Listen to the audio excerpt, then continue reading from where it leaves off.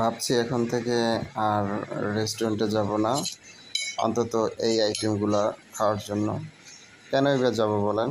এত সুন্দর রেসিপি যদি বাসায় তৈরি করা যায়।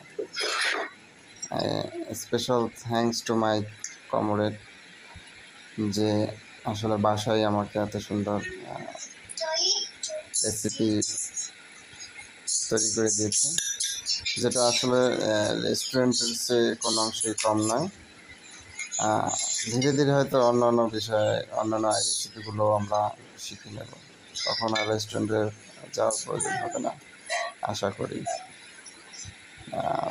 দেখতে যেমন রেস্টুরেন্টের মতোই কালার এসেছে, স্বাদটাও ঠিক ওরকমই ছিল। খুবই এনজয়ফুল ছিল রেস্টুরেন্টে। 12টা বেজে গেল মনে হয়। না, জাস্ট কিডিং।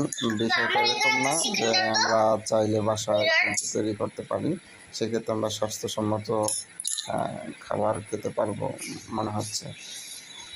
এখানে আসলে আমরা চেষ্টা করেছি স্বাস্থ্যসম্মত ভাবে তৈরি করার জন্য। আর রেস্টুরেন্টে চাইলে অনেক কিছু করতে পারে না। একদম পারফেক্ট আমার কাছে মনে হচ্ছে কালার এবং স্মেল, যদিও ভিডিওতে স্মেল পাওয়া যায় না, তবে all over that was good, taste was good.